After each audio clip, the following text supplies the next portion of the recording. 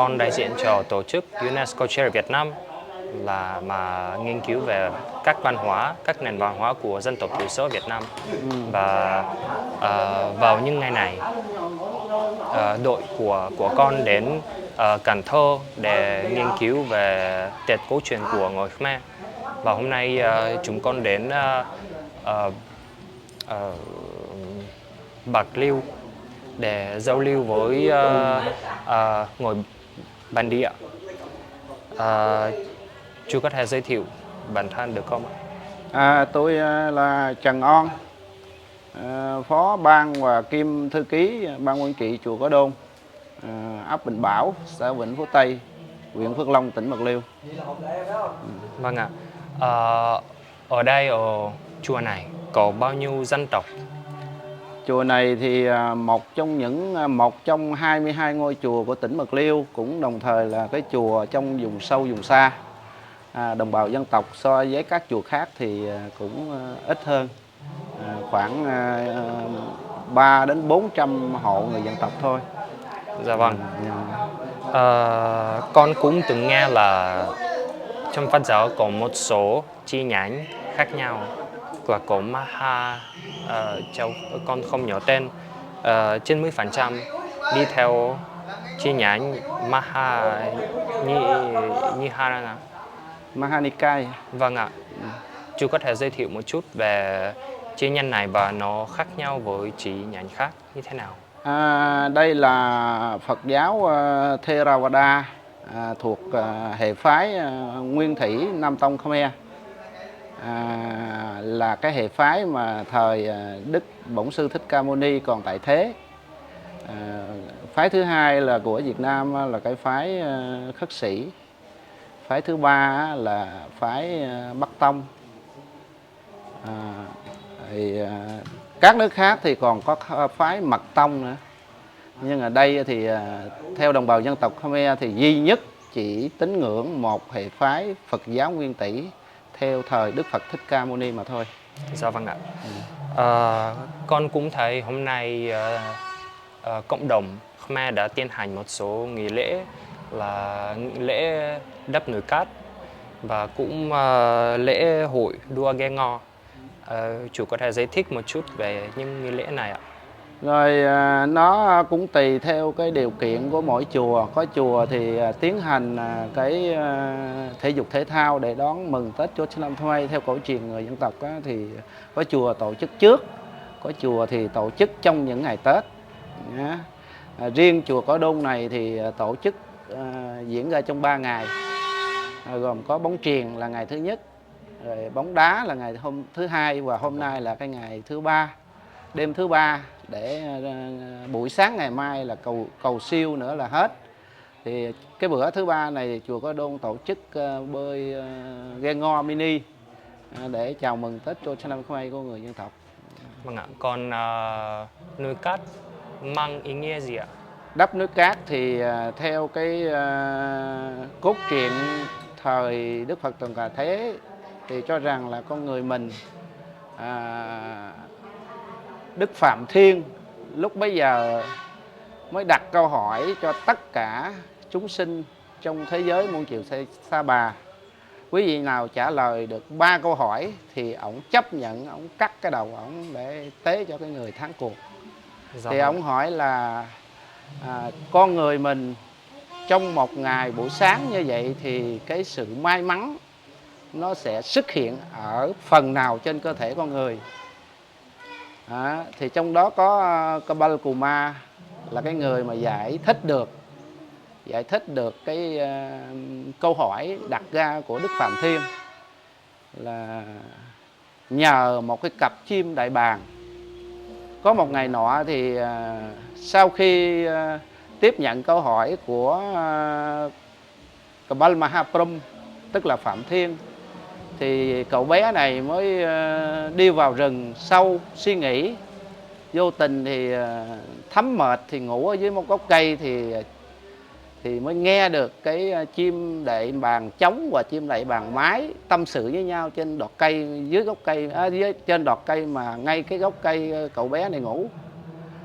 Thì lúc bấy giờ Đại Bàng Chống mới nói là kỳ này có Ba-la-cù-ma là sẽ chết thôi, chết với Phạm Thiên thôi, không bao giờ trả lời được 3 câu hỏi này của Đức Phạm Thiên. Thì Đại Bàng Mái mới hỏi sao vậy, thì mới Đại Bàng Chống hỏi câu hỏi của Đức Phạm Thiên là như thế này, buổi sáng thì những sự may mắn sẽ ngự trị ở đâu trên cơ thể con người.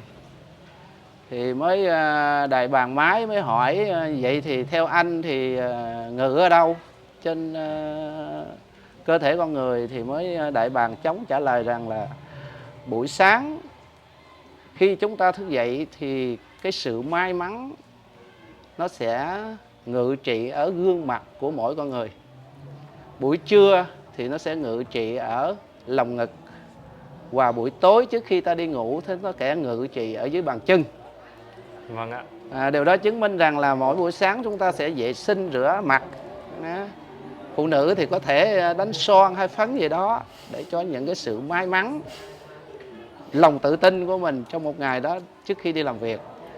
Buổi trưa thì ta cũng nên là tắm rửa để cho nó mát cơ thể. Buổi tối trước khi đi ngủ chúng ta cũng vệ sinh chân hoặc ngâm chân. Thì sau khi chú cậu bé Cù Ma này nghe như vậy thì cậu ta mới lấy cái câu mà hai con chim đại bàng tâm sự với nhau thế để đi trả lời với Phạm Thiên.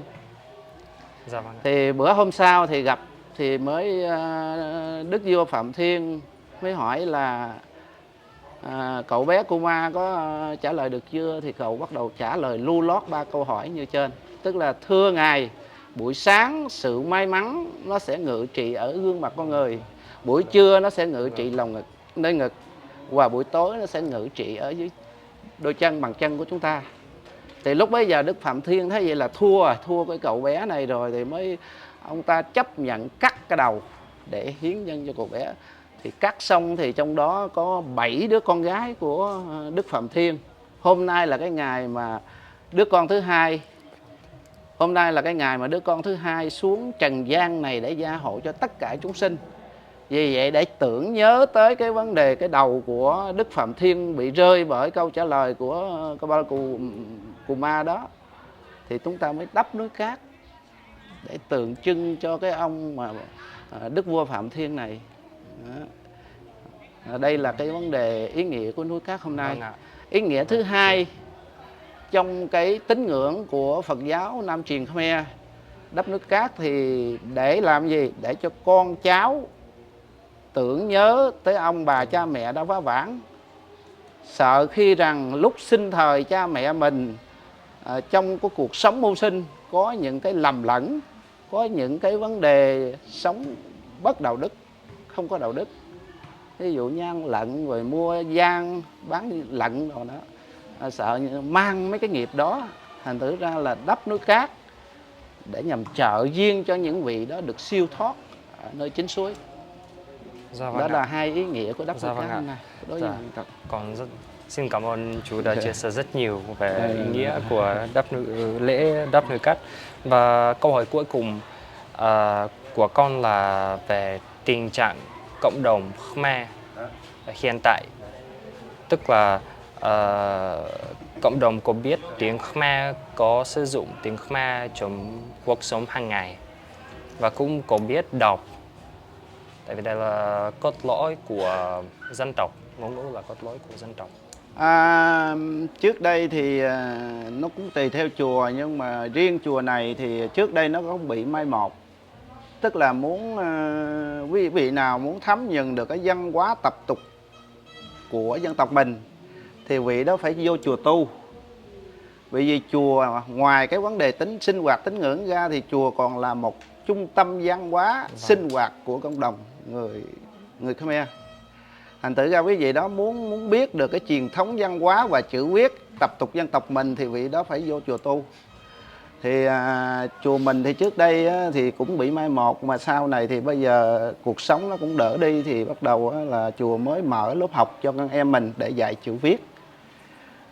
Trong đó là mới mở được 3 lớp, lớp 1, lớp 2 và lớp 3. Đây là chùa Có Đôn đã mở 2 năm rồi.